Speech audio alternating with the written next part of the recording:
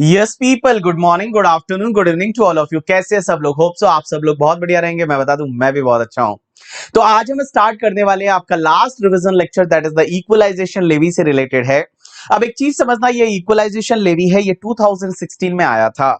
और equalisation levy क्यों आया? क्योंकि बहुत सारी कंपनियां ऐसी है फॉरेन की, जो फॉरेन नॉन रेजिडेंट है, जिनका इंडिया में कोई परमानेंट एस्टेब्लिशमेंट है ही नहीं, लेकिन इंडिया से वो करोड़ों रुपए कमाते हैं और इंडिया में कुछ भी टैक्स नहीं भरते। तो उनसे कुछ ना कुछ टैक्स लेने के लिए हमने इक्वलाइजेशन लेवी लाया। जो बेप्स के एक्शन प्लान है, वो एक्शन प्लान में जो फर्स्ट एक्शन प्लान था, that is related to the digital transaction, digital economy, और उसमें इक्वलाइजेशन लेवी का रिकमेंडेशन दिया था। और India is the first country जो इक्वलाइजेशन लेवी लगाया। इंडिया पहला वर्ल्ड का कंट्री है जिसने इक्वलाइजेशन लेवी लगाया। अब एक चीज समझना, इक्वलाइजेशन लेवी, इस टॉपिक में जितनी भी हम सेक्शन पढ़ेंगे, वो sub section income tax act की नहीं है, वो तुम्हारे फाइनेंस एक्ट 2016 की सेक्शन है। और फाइनेंस एक्ट 2016 के थ्रू उन्होंने क्या किया? इक्वलाइजेशन लेवी लाया। क्योंकि होता क्या है कि जितने भी डीटी डबल ए होते हैं, वो डीटी डबल ए क्या करते हैं? आपके इनकम टैक्स एक्ट को तो ओवरराइड कर जाते हैं। तो DT double A income tax act को तो ओवरराइड कर जाते हैं। तो इसके लिए इन्होंने इनकम टैक्स एक्ट में चेंज नहीं किया। इन्होंने क्या किया? एक नया ही टैक्स लगाया, और वो नया टैक्स लगाया फाइनेंस एक्ट 2016 के थ्रू। क्वेश्चन ही आता है, क्या फाइनेंस एक्ट के थ्रू कोई टैक्स लगा सकते हैं? Answer is yes. मैं बताऊं, इतने सालों तक जो सर्विस टैक्स चलता था जीएसटी से पहले, वो फाइनेंस एक्ट 1994 से लगता था। तो फाइनेंस एक्ट के थ्रू कोई भी नया टैक्स लगाया जा सकता है, उसमें कोई दिक्कत नहीं है। अब आप बोलोगे ये इक्वलाइजेशन लेवी कहां लगता है? तो मैं बता दूं, इक्वलाइजेशन लेवी पूरे इंडिया में लगता है, लेकिन इसका एक एक्सेप्शन है, जम्मू एंड कश्मीर में नहीं लगता। Means Jammu and Kashmir state को छोड़ के बाकी सब जगह इक्वलाइजेशन लेवी है वो लगता है। अब इक्वलाइजेशन लेवी कहां लगता है, कैसे लगता है, वो अपन समझने की कोशिश करते हैं। सबसे पहले हम सेक्शन पढ़ेंगे, सेक्शन 165 जो है, दैट इज फाइनेंस एक्ट 2016 की। ये सेक्शन क्या बोलती है, समझने की कोशिश करना। इधर देखना, all people just pay attention. ये सेक्शन बोलती है कि अगर कोई नॉन रेजिडेंट है जिसका इंडिया में पीई नहीं है, अगर कोई नॉन रेजिडेंट है जिसका इंडिया में पीई नहीं है, एग्जांपल के लिए मैंने यहां पे लिया है फेसबुक। कोई नॉन रेजिडेंट है जिसका इंडिया में पीई नहीं है, दैट इज द फेसबुक। और ये फेसबुक क्या करता है? अगर ऑनलाइन एडवर्टाइजमेंट सर्विस देता है। एडवर्टाइजमेंट सर्विस किसको देता है? या तो कोई पर्सन इंडिया में रेजिडेंट है उसको, और इंडिया में पर्सन रेजिडेंट है, एग्जांपल के लिए बीबी वर्चुअल मैंने ले लिया।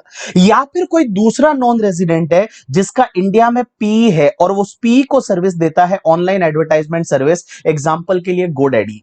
GoDaddy for an example USA का कंपनी है, नॉन रेजिडेंट है, लेकिन उसका इंडिया में पी है। तो देखो बेटा, मैंने क्या बोला, यहां सेक्शन 165 जो सेक्शन है ऑफ द फाइनेंस एक्ट 2016 की, ये सेक्शन ये बोलती है कि अगर कोई नॉन रेजिडेंट है जिसका इंडिया में पी नहीं है, नॉन रेजिडेंट जिसका इंडिया में पी नहीं है, that is called Facebook. Facebook ने क्या किया? ऑनलाइन एडवर्टाइजमेंट सर्विस दिया। किसको? या तो कोई पर्सन जो इंडिया में रेजिडेंट है उसको, दैट इज बीबी वर्चुअल, या फिर कोई दूसरा नॉन रेजिडेंट जिसका इंडिया में पी है उसको, एग्जांपल के लिए गोडैडी।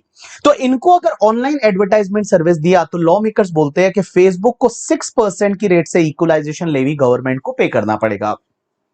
जो फेसबुक है, वो फेसबुक क्या करेगा? 6% की रेट से इक्वलाइजेशन लेवी है वो गवर्नमेंट को पे करेगा।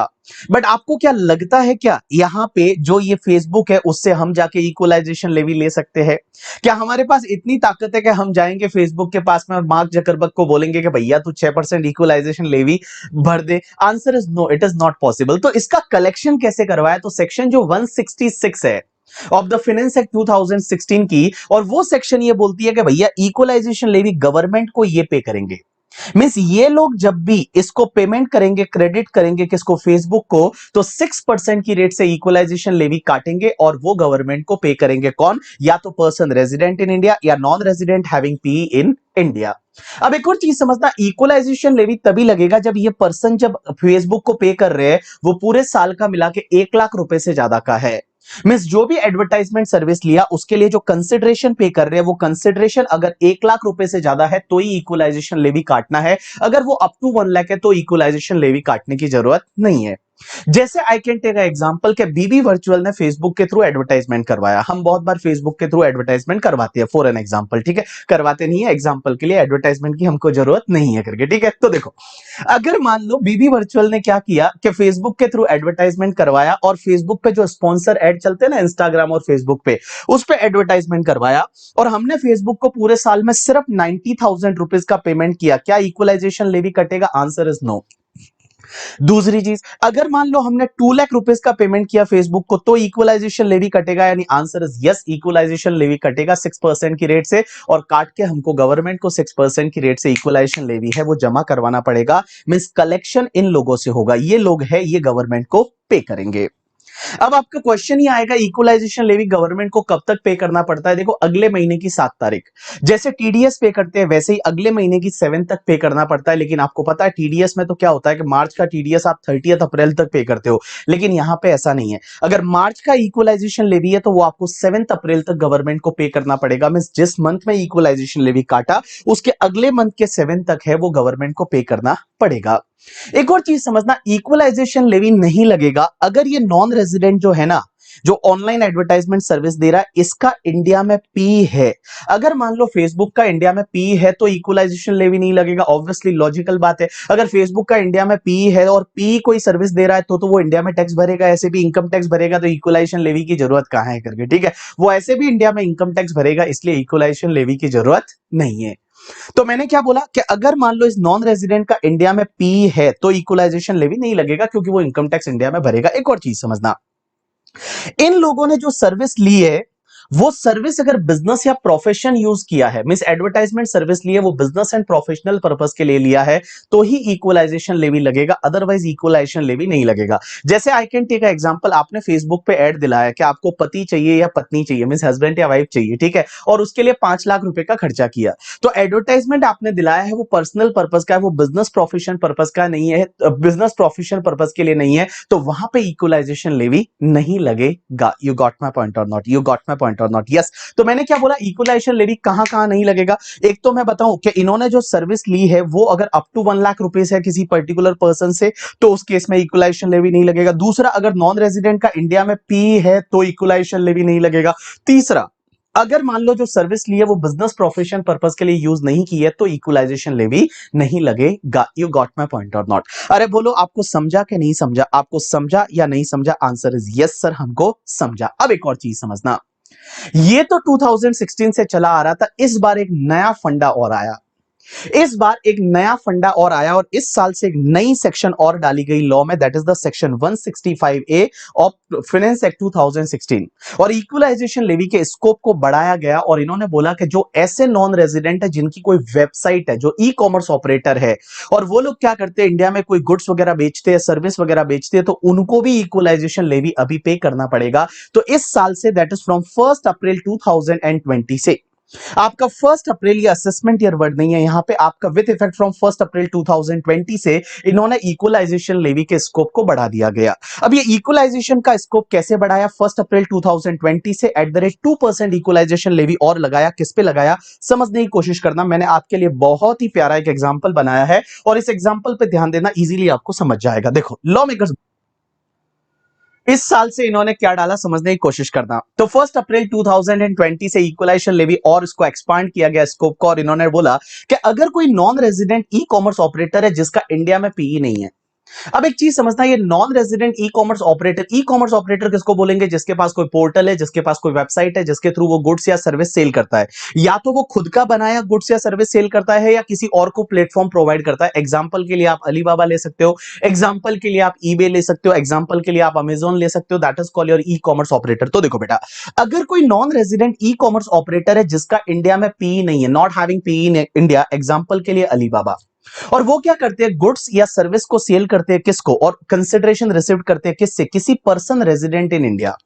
यहां पे पर्सन रेजिडेंट इन इंडिया का मतलब क्या हुआ, एग्जांपल के लिए आप ले लो बीबी वर्चुअल। तो जैसे बीबी वर्चुअल वाले, हमने क्या किया कि अलीबाबा एक वेबसाइट है, अलीबाबा से हमने कोई गुड्स परचेस किया और अलीबाबा को हमने पेमेंट किया, तो अलीबाबा को कंसिडरेशन किससे रिसीव हो रहा है, पर्सन रेजिडेंट इन इंडिया। तो उस पे अलीबाबा को इक्वलाइजेशन लेवी गवर्नमेंट को पे करना पड़ेगा 2% की रेट से। यहां पे 2% की रेट से इक्वलाइजेशन लेवी पे करना पड़ेगा। तो देखो बेटा, मैं आपको नई सेक्शन पढ़ा रहा हूं, ये सेक्शन कौन सी है आपकी, 165A करके, और 165A of the finance act 2016 वाली ये सेक्शन है। ये सेक्शन क्या बोलती है कि अगर कोई नॉन रेजिडेंट है जिसका इंडिया में पी नहीं है, non resident not having any permanent establishment in India, example के लिए मैंने लिया अलीबाबा, वो क्या करते हैं, अपने पोर्टल से गुड्स या सर्विस सेल करते हैं और कंसिडरेशन रिसीव करते हैं किससे, person resident in India, example के लिए बीबी वर्चुअल, तो उस केस में क्या होगा, उस केस में क्या होगा कि यहां पे भैया इक्वलाइजेशन लेवी अलीबाबा को पे करना पड़ेगा। दूसरी चीज,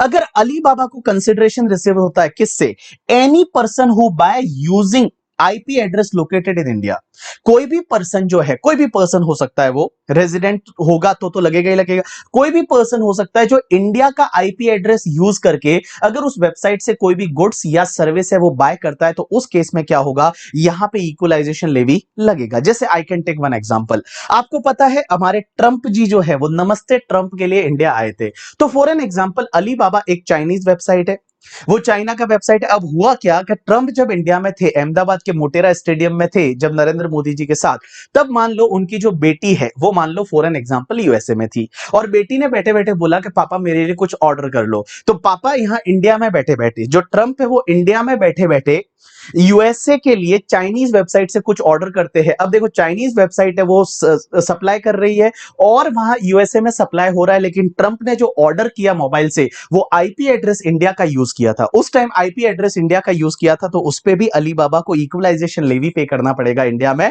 2% की रेट से।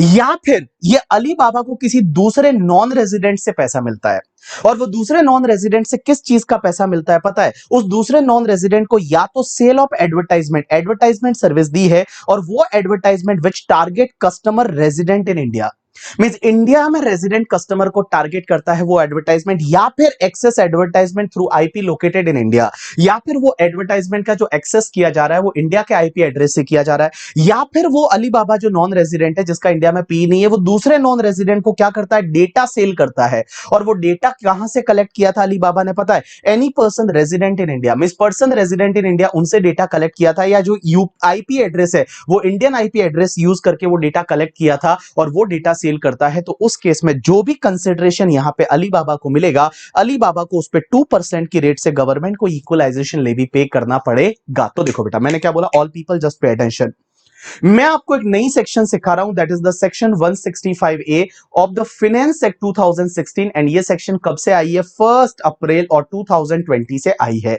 अब ये सेक्शन क्या बोलती है कि अगर कोई नॉन रेजिडेंट है and non resident e commerce operator है जिसका इंडिया में पी नहीं है, एग्जांपल के लिए आप ले लो अलीबाबा करके, ठीक है, अलीबाबा जो है उसको कंसिडरेशन रिसीव्ड होता है ई कॉमर्स सप्लाई करने से या ई कॉमर्स सर्विस सप्लाई करने से, और कंसिडरेशन किससे रिसीव होता है, या तो पर्सन रेजिडेंट इन इंडिया से, या फिर मान लो एनी पर्सन जो कि कोई भी गुड्स या सर्विस बाय कर रहा है इंडिया के आईपी एड्रेस से, या किसी दूसरे नॉन रेजिडेंट से कंसिडरेशन रिसीव हो रहा है, और वो दूसरे नॉन रेजिडेंट से किस चीज का हो रहा है पता है, यहां पे इस अलीबाबा ने क्या किया था, एडवर्टाइजमेंट सेल किया था, और वो एडवर्टाइजमेंट इंडियन रेजिडेंट कस्टमर को टारगेट करता है, या वो एडवर्टाइजमेंट का जो एक्सेस है वो इंडियन आईपी एड्रेस से एक्सेस हो रहा है, या फिर मान लो किसी दूसरे नॉन रेजिडेंट से अलीबाबा को पैसा मिलता है किस चीज का, अलीबाबा ने उसको डेटा सेल किया और वो डेटा जो है वो इंडियन रेजिडेंट पर्सन से कलेक्ट किया था या इंडिया के आईपी एड्रेस से वो डेटा कलेक्ट किया था, उसका पैसा मिलता है, तो बेटा अलीबाबा को यहां पे 2% की रेट से इक्वलाइजेशन लेवी गवर्नमेंट को पे करना पड़ेगा। अब एक बात बताओ, उसमें तो क्या था, अपन ने जो पहले देखा फेसबुक वाला एग्जांपल, जो ये वाला एग्जांपल था, इसमें तो मैंने क्या बोला था, ये लोग इक्वलाइजेशन लेवी काट के गवर्नमेंट को जमा करवाएंगे, बट इसमें क्या है बेटा, जो ई कॉमर्स ऑपरेटर रहेगा ना, ये ई कॉमर्स ऑपरेटर जो है अलीबाबा, ये डायरेक्टली गवर्नमेंट को 2% की रेट से इक्वलाइजेशन लेवी पे करेगा। ये जो अलीबाबा है, ये अलीबाबा 2% की रेट से गवर्नमेंट को इक्वलाइजेशन लेवी पे करेगा। अब एक और चीज समझना, यहां पे इक्वलाइजेशन लेवी नहीं लगेगा कब, 3 केसेस में इस पर्टिकुलर सेक्शन में जो हम सेक्शन पढ़ रहे हैं, that is the 165A, 165A में 3 केसेस में इक्वलाइजेशन लेवी नहीं लगेगा। पहला तो अगर इसने जो ये नॉन रेजिडेंट जो है अलीबाबा, इसको जो कंसिडरेशन रिसीव्ड हो रहा है यहां रेजिडेंट पर्सन से या नॉन रेजिडेंट जिसने इंडिया का आईपी एड्रेस यूज किया था, या फिर ये नॉन रेजिडेंट, ये जो कंसिडरेशन रिसीव्ड हो रहा है ये पूरे साल का मिला के अप टू 2 करोड़ है करके, ठीक है, मींस 2 करोड़ रुपीस से ज्यादा है तो ही इक्वलाइजेशन लेवी लगेगा, अगर अप टू 2 करोड़ है तो उस केस में इक्वलाइजेशन लेवी नहीं लगेगा। दूसरी चीज, अगर इक्वलाइजेशन लेवी ऑलरेडी सेक्शन 165 में कवर हो चुका है, 165 में वो फेसबुक वाले एग्जांपल में अगर उधर कवर हो चुका है तो यहां पे इक्वलाइजेशन लेवी है वो नहीं लगेगा। और तीसरा, अगर ये non resident e commerce operator का इंडिया में पी है तो इक्वलाइजेशन लेवी नहीं लगेगा। बेटा जब पी है तो वो सीधा इंडिया में इनकम टैक्स भर देंगे, उसको इक्वलाइजेशन लेवी लगाने की जरूरत क्या थी। तो अगर उसका इंडिया में पीई है तो उस केस में इक्वलाइजेशन लेवी नहीं लगेगा। यू गॉट माय पॉइंट और नॉट? यस। तो जो मैंने आपको इस चार्ट के थ्रू बताया अलीबाबा वाला, वो सब यहां पे दे रखा है, वो सब यहां पे दे रखा है। आप उसको एक बार रीड करोगे तो आपको सब चीजें समझ में आ जाएगी। या ई कॉमर्स क्या बोलते हैं, ई कॉमर्स ऑपरेटर का मतलब क्या होता है कि ऐसा कोई भी पर्सन जिसके पास में क्या होता है, जो नॉन रेजिडेंट है, जिसके पास ओन करता है, ऑपरेट करता है, मैनेज करता है, कोई डिजिटल इलेक्ट्रॉनिक प्लेटफॉर्म अगर मैनेज करता है जो कि सेल ऑफ गुड्स और प्रोविजन ऑफ सर्विस वगैरह है, वैसा कोई प्लेटफॉर्म मैनेज करता है। और ई कॉमर्स सप्लाई और सर्विस का मतलब क्या होता है, या तो खुद का गुड्स जो बनाया वो सेल करता है, जैसे अलीबाबा खुद गुड्स बनाता है वो सेल करता है,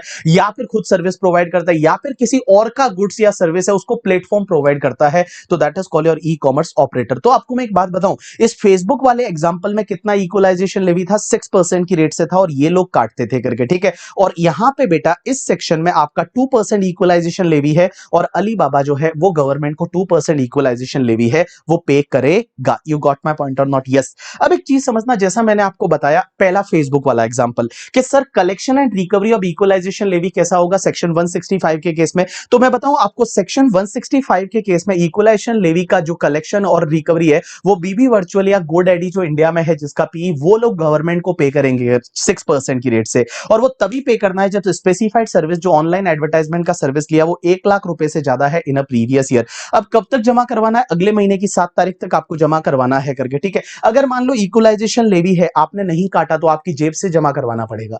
इक्वलाइजेशन लेवी यहां बीबी वर्चुअल से या गोडैडी ने नहीं काटा तो उनकी जेब से जमा करवाना पड़ेगा। और अगर 7 तारीख तक आपने नहीं जमा करवाया तो 8 से आपको क्या लगेगा, 1% पर मंथ और पार्ट ऑफ द मंथ की रेट से इंटरेस्ट लगेगा, ऐसा सेक्शन 170 बोलती है। दूसरा पॉइंट ये बोलता है कि सेक्शन 166 से बात करती है 165 ए की, अलीबाबा वाला। जो अलीबाबा है वो इक्वलाइजेशन लेवी गवर्नमेंट को कब तक जमा करवाएगा, तो बेटा वो क्वार्टरली जमा करवाना पड़ेगा। जैसे ही आपका क्वार्टर एंड हो जाता है, उस क्वार्टर एंड के बाद में 7 डे के अंदर अंदर, तो पहला क्वार्टर 30 जून को एंड होगा तो आपको 7 जुलाई तक जमा करवाना पड़ेगा। दूसरा क्वार्टर है 30 सितंबर को एंड होगा तो आपको 7 अक्टूबर तक जमा करवाना पड़ेगा। दिसंबर में एंड होगा उसके लिए 7 जनवरी को, और जो मार्च में एंड होगा उसके लिए 31 मार्च तक ही जमा करवाना पड़ेगा। यहां पे एक चीज समझना, जो मार्च में क्वार्टर एंड हो रहा है उसके लिए आपको 31 मार्च तक ही जमा करवाना पड़ेगा, ये आपको याद रखने का है, ठीक है। तो जैसे ही क्वार्टर एंड हुआ, उस क्वार्टर एंड के बाद 7 दिन के अंदर अंदर इक्वलाइजेशन लेवी है वो अलीबाबा को जमा करवाना है, लेकिन मार्च वाले क्वार्टर का 31 मार्च तक ही आपको जमा करवाना पड़ेगा। अब एक बात समझना, अगर आपने इक्वलाइजेशन लेवी नहीं काटा या फिर इक्वलाइजेशन लेवी आपने गवर्नमेंट को पे नहीं किया तो कितना पेनल्टी लगेगा। तो देखो सबसे पहली चीज अपन बात करते हैं 165 सेक्शन की, कि 165 में जो बीबी वर्चुअल्स या गोडैडी का इंडिया में पी था, उन्होंने इक्वलाइजेशन लेवी काटा ही नहीं। तो काटा ही नहीं तो सबसे पहले तो आपको अपनी जेब से इक्वलाइजेशन लेवी पे करना है। पहली बात तो आपको अपनी जेब से इक्वलाइजेशन लेवी पे करना, और दूसरी चीज क्या होगा पता है, दूसरी चीज क्या होगा कि भैया आपको पेनल्टी लग सकता है। कितना पेनल्टी लगेगा, जितना आपने इक्वलाइजेशन लेवी नहीं काटा उतना का उतना आपको पेनल्टी लग जाएगा, जितना आपने इक्वलाइजेशन लेवी नहीं काटा उतना का उतना आपको पेनल्टी लग जाएगा। अब एक और चीज समझना, अगर आपने इक्वलाइजेशन लेवी काटा बट गवर्नमेंट को जमा ही नहीं करवा रहे हो, बीबी वर्चुअल या फिर तुम्हारा जो बीबी वर्चुअल है या फिर तुम्हारा क्या बोलते हैं गोडैडी ने, उन्होंने इक्वलाइजेशन लेवी फेसबुक का काटा बट गवर्नमेंट को जमा नहीं करवा रहे हो, तो पहली चीज तो आपको वो इक्वलाइजेशन लेवी है वो पे करना पड़ेगा, उसके साथ इंटरेस्ट लगता है वो इंटरेस्ट भी पे करना पड़ेगा, और पेनल्टी लगेगा हर दिन का 1000 रुपया, एवरी डे का 1000 रुपीज का आपको पेनल्टी लगेगा। और पेनल्टी जो आपको लगेगा वो जब तक आपका फेलियर कंटिन्यू है तब तक पेनल्टी लगेगा। लेकिन ध्यान रखना यहाँ पेनल्टी का अमाउंट जो है वो पेनल्टी का अमाउंट आपके इक्वलाइजेशन लेवी के अमाउंट से ज्यादा नहीं होना चाहिए। ये कब होगा, जब आपने काटा है बट गवर्नमेंट को जमा नहीं करवाया। तो देखो मेरी तरफ देखो, जो 165 का इक्वलाइजेशन लेवी था, अगर आपने इक्वलाइजेशन लेवी नहीं काटा,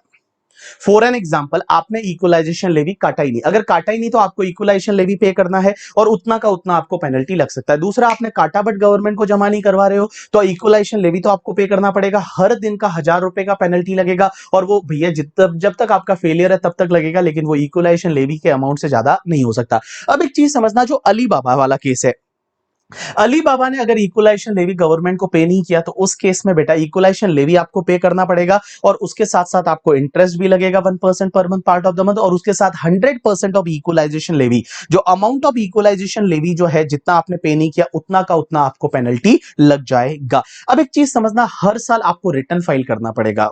इक्वलाइजेशन लेवी का आपको रिटर्न फाइल करना पड़ेगा। क्वेश्चन ये आता है रिटर्न कौन फाइल करेगा, तो पहले वाले केस में बीबी वर्चुअल और तुम्हारा गोडैडी वो रिटर्न फाइल करेंगे, और दूसरे वाले केस में अली बाबा जो है वो खुद रिटर्न फाइल करेगा। सर रिटर्न कब तक फाइल करना पड़ेगा, तो जैसे ही आपका प्रीवियस ईयर कंप्लीट हो जाता है उसके बाद 30 जून तक आपको रिटर्न फाइल करना पड़ेगा। प्रीवियस ईयर कंप्लीट होने के बाद 30 जून तक आपको रिटर्न है वो रिटर्न फाइल करना पड़ेगा in the form number 1।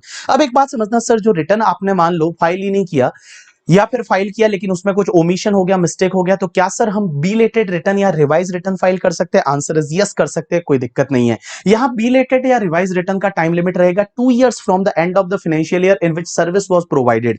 Means जिस ईयर में सर्विस प्रोवाइड किया था या ई कॉमर्स सप्लाई किया था अलीबाबा ने, उस ईयर के एंड से 2 साल के अंदर अंदर है वो आप रिवाइज रिटर्न है या बिलेटेड रिटर्न फाइल कर सकते हो, कोई दिक्कत नहीं है। अब एक चीज समझना, बहुत बार क्या होता है, असेसिंग ऑफिसर आपको नोटिस भेज देता है और बोलता है कि आप रिटर्न फाइल करो, जैसे 142(1) का नोटिस उधर आता था ना इनकम टैक्स में, वैसा ही आपको नोटिस भेज के बोल सकता है कि आप रिटर्न फाइल करो। तो अगर मान लो असेसिंग ऑफिसर ने आपको नोटिस भेजा और बोला रिटर्न फाइल करो, तो 30 डेज के अंदर अंदर आपको क्या करना पड़ेगा, रिटर्न फाइल करना पड़ेगा। वो नोटिस सर्व हुआ उसके बाद में। अब एक और चीज समझना, आप जो रिटर्न फाइल करोगे उसकी प्रोसेसिंग होगी, और प्रोसेसिंग जो होगी मींस इंटीमेशन जनरेट होकर आएगी और वो इंटीमेशन आपको मिलेगी। अब क्वेश्चन ये आता है इंटीमेशन कब तक मिलेगी, तो यहां पे प्रोसेसिंग होने के बाद अगर कोई अरिथमेटिक एरर है या इनकरेक्ट क्लेम है तो वो चेंज होने के बाद आपको इंटीमेशन मिलेगी। Intimation has to be serve within 1 year, means send within 1 year from the end of the financial year in which return was filed. तो जब आपने रिटर्न फाइल किया था उस फाइनेंशियल ईयर के एंड से 1 साल के अंदर अंदर आपको इंटीमेशन मिल जाएगी करके, ठीक है। और अगर मान लो वहां पे कोई डिमांड नोटिस वगैरह आपका इंटीमेशन के हिसाब से आता है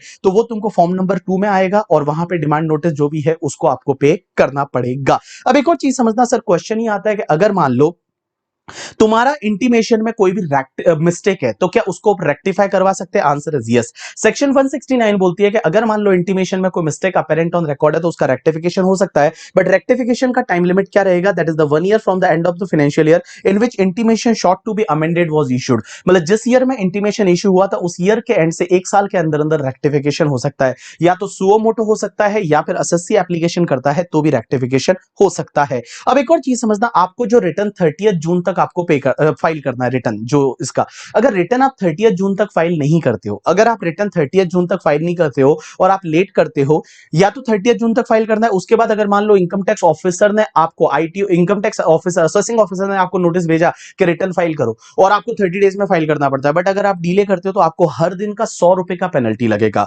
हर दिन का आपको 100 रुपए का पेनल्टी है, वो 100 रुपए का पेनल्टी लगेगा। लेकिन जो ये पेनल्टी यहां मैंने बताई है वो पेनल्टी आपकी वेव हो सकती है करके, अगर सफिशिएंट कॉज है तो पेनल्टी वेव हो सकती है। अब एक और चीज समझना, यहां पे क्या होता है कि भैया आपका जो भी इंटीमेशन आया था और उस इंटीमेशन से आप सेटिस्फाइड नहीं हो तो उस केस में आप अपील में जा सकते हो, और पहली अपील कहां पे होगी, आपकी सीआईटी अपील होगी। जैसे ही आपको जो ऑर्डर मिलता है, receipt of order of the assessing officer का ऑर्डर आएगा पेनल्टी को लेके, मींस पेनल्टी लगाई गई तो पेनल्टी का आपको ऑर्डर मिलेगा, असेसिंग ऑफिसर का आपका पेनल्टी का ऑर्डर आएगा, और वो ऑर्डर जब आता है तो उससे अगर आप सेटिस्फाइड नहीं हो तो उस केस में आप सीआईटी अपील में जा सकते हो, और सीआईटी अपील में जाने के लिए आपको 1000 रुपए का फीस पे करना पड़ेगा। और जैसे ही आपको ऑर्डर मिलता है उसके 30 डेज के अंदर अंदर आप सीआईटी अपील फाइल करोगे और फॉर्म नंबर 3 में आपको फाइल करना पड़ेगा। बाकी सीआईटी अपील कैसे होगा, जैसा इनकम टैक्स में होता था वैसे का वैसे होगा। उसके बाद सीआईटी अपील का ऑर्डर आया और उससे अगर आप सेटिस्फाइड नहीं हो तो उस केस में आप आईटेट में जा सकते हो। आईटेट में एप्लीकेशन करने के लिए आपको फॉर्म नंबर 4 होगा और आईटेट में भी 1000 रुपया लगेगा, और जिस दिन आपको सीआईटी अपील का ऑर्डर रिसीव हुआ उसके 60 डेज के अंदर अंदर आप आईटेट में जा सकते हो। अब एक चीज समझना, आपने कोई भी अगर फॉल्स स्टेटमेंट दिया है करके, ठीक है, तो उस केस में क्या होगा, आपको यहाँ लाइक जेल भी हो सकती है और 3 साल तक आपको जेल में डाला जा सकता है। उसके बाद एक सेक्शन होती है 40A, 40 clause A sub clause 1B, और ये सेक्शन इनकम टैक्स एक्ट की सेक्शन है, ये फाइनेंस एक्ट की सेक्शन नहीं है। अब एक बात समझना, ये सेक्शन ये बोलती है, ये सेक्शन लगेगी बीबी वर्चुअल के लिए as well as the GoDaddy के लिए। तो बीबी वर्चुअल्स गोडैडी है, उन्होंने अगर फेसबुक को पेमेंट किया और इक्वलाइजेशन लेवी नहीं काटा या इक्वलाइजेशन लेवी काटा बट गवर्नमेंट को जमा नहीं करवाया up to the due date of return filing, या तो इक्वलाइजेशन लेवी काटा ही नहीं या फिर इक्वलाइजेशन लेवी काटा बट गवर्नमेंट को जमा नहीं करवाया up to the due date of return filing, तो 100% ऑफ एडवर्टाइजमेंट एक्सपेंडिचर है वो डिसअलाउड हो जाएगा। जो 100% ऑफ एडवर्टाइजमेंट एक्सपेंडिचर है वो आपका डिसअलाउड हो जाएगा, आपको एडवर्टाइजमेंट एक्सपेंडिचर है वो अलाउ नहीं होगा। 100% ऑफ एडवर्टाइजमेंट एक्सपेंडिचर है वो आपका डिसअलाउड हो जाएगा। लेकिन एक बात समझना, अगर सबसिक्वेंट ईयर में इक्वलाइजेशन लेवी काटा या फिर काटा करंट ईयर में बट रिटर्न फाइलिंग की ड्यू डेट के बाद में आपने जमा करवाया, तो जिस ईयर में आप इक्वलाइजेशन लेवी गवर्नमेंट को जमा करवाओगे उस ईयर में आपको एडवर्टाइजमेंट का खर्चा है वो अलाउ हो जाएगा। अब एक और चीज समझना, सेक्शन 1050 क्या बोलती है, 1050 ये बोलती है कि भैया अगर जब इक्वलाइजेशन लेवी ऑलरेडी कट चुका है या आपने इक्वलाइजेशन लेवी ऑलरेडी पे कर चुके हो तो उस केस में जो भी आपकी इनकम है वो एग्जेम्प्ट होगी, उस पर कोई इनकम टैक्स वगैरह नहीं लगेगा। अगर इक्वलाइजेशन लेवी लग चुका है तो फिर वापस से उस पर कोई इनकम टैक्स वगैरह नहीं लगेगा। लेकिन इसमें एक चीज समझना, एक इसमें प्रॉब्लम हो गई है लॉ में प्रॉब्लम ये हुई है कि इक्वलाइजेशन लेवी जो है, जो अलीबाबा वाले में इक्वलाइजेशन लेवी है वो 1 अप्रैल 2020 से आया, लेकिन इस सेक्शन में डेट लिख ली उन्होंने 1 अप्रैल 2021। तो गड़बड़ कैसे हो गया, उधर बोल रहे इक्वलाइजेशन लेवी 1 अप्रैल 2020 से और यहां पे इन्होंने 1 अप्रैल 2021 लिखा है। लेकिन डोंट वरी, जो फाइनेंस एक्ट 2021 आया है जो आपके लिए एप्लीकेबल नहीं है, उसमें उन्होंने फिर अमेंडमेंट करके और यहां पे भी उन्होंने 20 कर दिया है। तो एक क्लरिकल मिस्टेक है वो एक्ट में हो गई थी। ठीक है, चलो। So this is the completion of your equalisation levy वाला टॉपिक। अब एक बात समझना, आपके लास्ट के 3 टॉपिक और बाकी है, एक तो बैप्स वाला, एक टैक्स ट्रीटी वाला करके, ठीक है, और एक और तुम्हारा, एक तो बैप्स वाला, एक टैक्स ट्रीटी वाला और एक मॉडल टैक्स कन्वेंशन वाला। अब एक चीज समझना, वो 3 टॉपिक है, उनके रिवीजन लेक्चर मैंने डाले हुए हैं मई नवंबर 2020 वाले में जाके, और उस प्लेलिस्ट में जाके देखोगे तो आपको मिल जाएगा। बट वो अगर आप छोड़ के भी चले जाते हो, सिर्फ जो बुक में दे रखा है उसको एक बार फटाफट आप रीड कर लेते हो तो भी चलेगा, कोई दिक्कत नहीं है। सो गाइज, यहाँ पे आपके रिवीजन लेक्चर है वो कंप्लीट होते हैं। टोटल 14 रिवीजन लेक्चर है। 14 तो इसके लिए हो गए, होते तो 12-13 ही, बट मैंने क्या किया, क्योंकि मेरे को 13 नंबर अच्छा नहीं लग रहा था, इसलिए मैं 14 तक लेके आया। अब एक और चीज बताऊं आपको, सच में रिवीजन लेक्चर देने में मुझे बहुत अच्छा लगता है, बहुत अच्छा फील होता है। आपको पता नहीं है, लेकिन इसमें एफर्ट लगता है बहुत ज्यादा, बिकॉज एक तो बहुत फास्ट फास्ट बोलना पड़ता है, ब्रेक ले नहीं सकते हैं, और एक साथ में है वो आपको काफी चीजें है वो रिवाइज करवानी पड़ती है। सो बहुत अच्छा लगा। अब मैं आपको हर बार जैसे मैं बोलता हूं, मैं इस बार भी बोलूंगा कि टाइम बहुत कम है भैया, और अभी आप पढ़ाई करने लग जाओ करके, ठीक है। अब कितने दिन बचे हैं एग्जाम के, कुछ ऐसे दिन बचे हैं जो आप ऐसे फिंगर्स पे काउंट कर सकते हो, इतने से दिन बचे हैं, और आप सिर्फ एंड सिर्फ पढ़ाई में लग जाओ। और मैं आपको बताऊं, आज तक मैंने जितने भी लेक्चर डाले, कभी आपको ना तो शेयर करने के लिए बोला है, ना कभी आपको मैंने लाइक करने के लिए बोला है, ना मैंने आपको सब्सक्राइब करने के लिए बोला है। बट तो भी अगर आपको रिवीजन लेक्चर अच्छे लगे हैं तो आप लाइक कर लो, आप सब्सक्राइब कर लो, आप शेयर कर लो। सब्सक्राइब इसलिए करो क्योंकि कभी भी कुछ भी ऐसा कुछ नया आता है तो मैं ऑलरेडी कुछ वीडियो उसके लिए अपलोड करता हूं जब भी, तो आपको उसका नोटिफिकेशन मिल जाए। अब एक और चीज समझना, लाइफ जो है ना, मेरे को सबसे ज्यादा अच्छा कब लगता है पता है, जब कोई बच्चे पास होते हैं, मुझे सबसे ज्यादा खुशी होती है। We are like your parents. जब आप पास होते हो तो आपके पेरेंट्स को कितना अच्छा लगता है, उतना ही अच्छा हमको भी लगता है। तो भैया अब आप पढ़ाई ढंग से चालू कर दो, बाकी सब चीजें छोड़ो करके, ओनली एंड ओनली आपके पास सिर्फ पढ़ाई है। 2-3 काम ही लाइफ में है, पढ़ना है, सोना है, खाना पीना है, बस, और कुछ भी काम करने की जरूरत नहीं है। सिर्फ एंड सिर्फ आपकी लाइफ में पढ़ाई होनी चाहिए एग्जाम तक। बिकॉज एक बात बताओ, देखो सीए कौन करता है, जहां तक मैंने देखा है सीए वो वाले लोग करते हैं जो मिडिल क्लास के लोग हैं हमारे जैसे करके, ठीक है, या जो लोअर मिडिल क्लास वाले लोग होते हैं वो हम लोग सीए करते हैं। बिकॉज हमको पता है सीए में कोई ज्यादा खर्चा नहीं है, बहुत ज्यादा रेस्पेक्ट मिलती है, सिर्फ मेहनत ही करनी है और वो मेहनत हम कर सकते हैं। तो भैया मैं बताऊं, अपनी लाइफ को सच में कुछ अलग करना है, कुछ अच्छा करना है, कुछ आगे बढ़ना है, तो प्लीज आप पढ़ाई करके और पास हो जाओ। और ये आपको भी पता है, मेरे को भी पता है, रिजल्ट 10% ही रहने वाला है। रिजल्ट है वो 10-15% ही रहने वाला है। वो 10-15% में अपने को आना है तो ऑब्वियसली कुछ एक्स्ट्रा तो देना पड़ेगा। बिकॉज पढ़ तो सब रहे, आप सीए फाइनल में देखो हर बच्चा पढ़ रहा है करके, ठीक है, लेकिन वो सब पढ़ रहे हैं, उसमें कुछ ना कुछ अपने को अलग करना पड़ेगा, कुछ ना कुछ एक्स्ट्रा करना पड़ेगा अगर आपको उस 10% में आना है तो। और मैं बताऊं, मुझे बहुत ज्यादा खुशी होती है ना जब बच्चे पास होते हैं।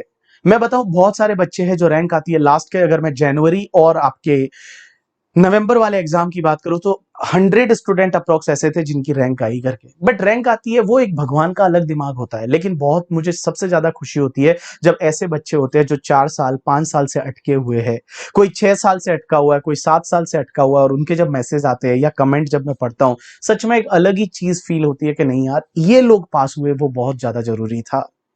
तो भैया एक बात बताऊं, और वो सिर्फ पढ़ने से हो सकता है, बाकी कोई यहाँ पे सेटिंग नहीं होती, कोई इंस्टीट्यूट में किसी की कोई पहचान वगैरह नहीं होती, कोई नहीं होता है भैया। अल्टीमेटली आपको पढ़ना पड़ेगा और अच्छे से पढ़ना पड़ेगा, तभी चीजें हो सकती है।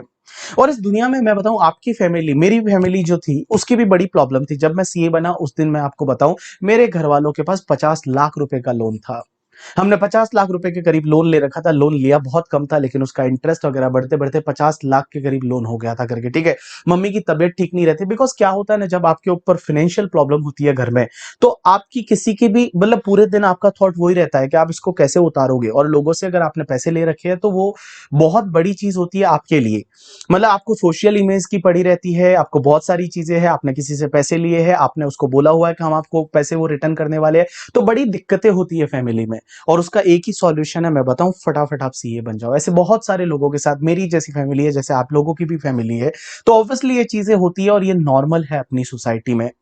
सो गाइस, इसका एक ही सॉल्यूशन है, आप अगर सच में अपने घर वालों को सच में कुछ अपना एज वेल एज अपने घर का कुछ ढंग का करना चाहते हो, तो प्लीज आप पढ़ाई कर लो। और पढ़ाई ऑब्वियसली आप कर रहे हो, मैं ऐसा नहीं बोलता कि आप पढ़ाई नहीं करते हो, आप यार इस लेवल पे आके पढ़ाई नहीं करोगे तो क्या करोगे, बट आप ढंग से पढ़ाई करो। और थोड़ी देर मतलब आपको है ना, वो थोड़ा आउट ऑफ द बॉक्स जाना पड़ेगा, आपको अपने कंफर्ट जोन से बाहर निकलना पड़ेगा। वो मोबाइल में मैसेज आते रहेंगे, वो बजता रहेगा मोबाइल, आपको नहीं देखना है, वो मोबाइल को दूर रखना है। आप जब तक पढ़ रहे हो 10 घंटे, तब तक आप मोबाइल तक देखो ही मत, भले कुछ भी हो जाए, किसी का भी कॉल आ जाए, किसी का भी मैसेज आ जाए, आपको नहीं देखना है, आपको सिर्फ एंड सिर्फ पढ़ाई करना है। अगर ऐसा कुछ जब आप कॉन्फिडेंस रखोगे, ऐसे को अपने आप को किसी कंफर्ट जोन से बाहर रखोगे, तभी जाके चीजें हैं वो बदल सकती है, तभी जाके चीजें हैं वो सही हो सकती है। सो थैंक्स अलॉट पीपल, मैंने इतने सारे लेक्चर में आपको रिवाइज कराया। मैं बताऊं, हम जब रिवाइज करवा रहे हैं तो बहुत बार बोलते टाइम हो सकता है कहीं 10,000 की जगह मैंने 15,000 बोला हो, या 10,000 की जगह 1 लाख बोला हो। सॉरी फॉर दैट, बिकॉज क्या होता है, हम लोग भी इंसान हैं, जब हम आपको पढ़ाते हैं तो हम भी इंसान हैं, हम कोई भगवान तो है नहीं कि हम सब चीजें सही बोल दे। बहुत बार गलती हो जाती है बोलने में, so sorry for that. But guys, please please please आप पढ़ाई करो, बिकॉज आप पास होंगे तो मैं पास होऊंगा। अगर आप पास नहीं हुए ना, तो मैं भी पास नहीं हुआ भैया। मेरा पास होना आपके पास होने से जुड़ा हुआ है। प्लीज आप मेरे लिए पढ़ लो ना, ढंग से पढ़ लो, अच्छे से पढ़ लो, और कुछ अच्छा कर लो और ढंग का कर लो, ठीक है। Thanks a lot people. और जब भी आप सीए बनोगे तो अपन मिलने वाले हैं। मैं हर बार बोलता हूं कि जब भी सीए बनेंगे तब अपन पक्का वाला मिलने वाले हैं। पक्का वाला, जब भी आप मुंबई आओगे अपन लोग मिलेंगे और पार्टी करेंगे और मस्त वाला सेलिब्रेशन करेंगे। थैंक्स अलॉट पीपल, आज के लिए इतना बहुत है।